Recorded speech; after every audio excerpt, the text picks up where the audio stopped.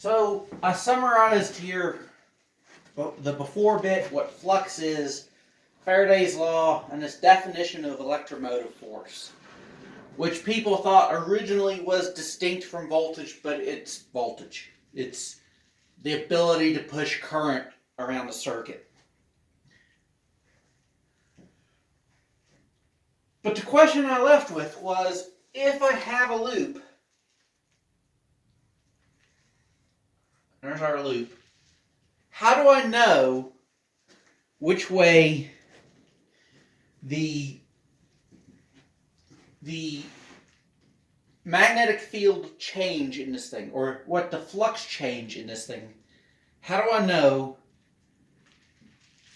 what the eventual current is going to be? So let's, for example, do d phi dt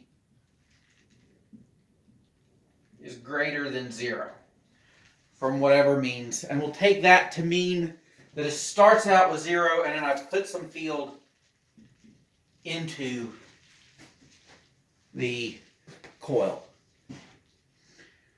So what we observe when we do this obeys what's called Lenz's law, which says that the resulting current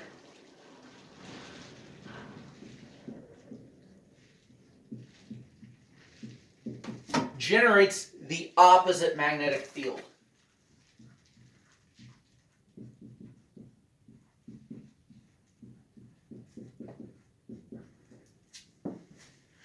The idea is the current that's generated here is essentially what's happening is the field that you generate, the change in flux that you generate.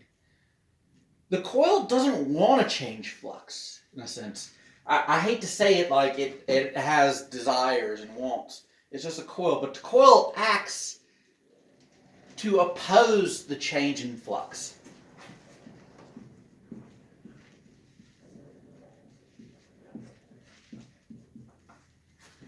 Whatever change in flux you put in, it opposes it.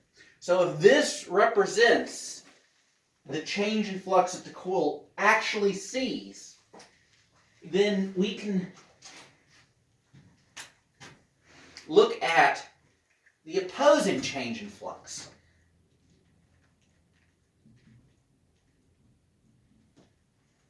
Which will be caused by, if the field is into the coil, then it's got to come out of the coil towards the camera. And then by right-hand rule, we determine that the eventual current has to be around the loop this way. However we grab with our hand, the second right-hand rule, the grabby one, it's going to indicate how the current tries to flow. And then the current flows from positive to negative, so this has plus our EMF, and this will have 0. Or, this will be our negative terminal.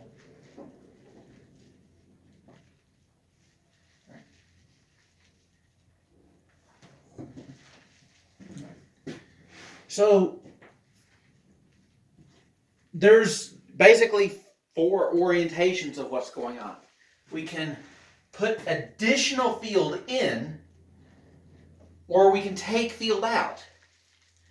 Right? So if we have a loop, and we start with field in here, and d phi m over dt is less than 0, which means we're taking field away, then what will happen, it opposes this change, which means it tries to put field back. The idea is this coil acts to keep the same magnetic field at all times. It can't do it because it's got to provide energy to do that, and it can't. But what will happen is, in this case, to keep a constant field, as you increase the flux, it has to put field in the opposite direction. In this case, as you decrease the flux, you have to put additional field in. And then by right-hand rule, the current flows in this direction, and it flows negative to positive. That's Lenz's law. And Lenz's law is one of these laws that is confusing in the sense of all it talks about is opposing the change in flux. But you have to reason out by saying, well, how is the flux changing? Is it increasing or is it decreasing? And the field could be going into the coil or out of the coil, or you could be changing the area. You could change the area of the coil, or you can change the orientation, right? If I spin my coil around like this, well, the orientation of this coil is going to determine whether the field is into or out of it, if the field is constant. Which means I want to constantly be going between two states, like a sine wave. Right? Remember, circular motion, and rotation is circular motion, ends up being a sinusoidal motion. Which means you'll end up with this EMF alternating. That's why power generation is alternating current. You can generate direct current. In the original power plants were direct current. And then there were alternating current generators, which were a lot simpler. But you had alternating current. And because it's simple, that's what we use now. So a lot of this stuff, generating voltage from this turning coil,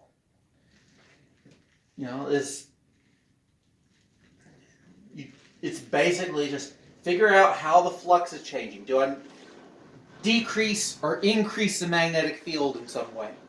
Or do I increase or decrease the area? But the field is going to act to oppose the change in flux. So you've got to figure out whether the change in flux is positive or negative. And then you got to figure out if it's positive, I'm going to have to change it by adding the opposite field. If it's negative, I'm going to have to add the same direction field. And then the current is adding that field. The current that ends up being generated is what adds the field. So we're going to do a slightly different sort of problem with flux change, and we'll talk about that in the next video.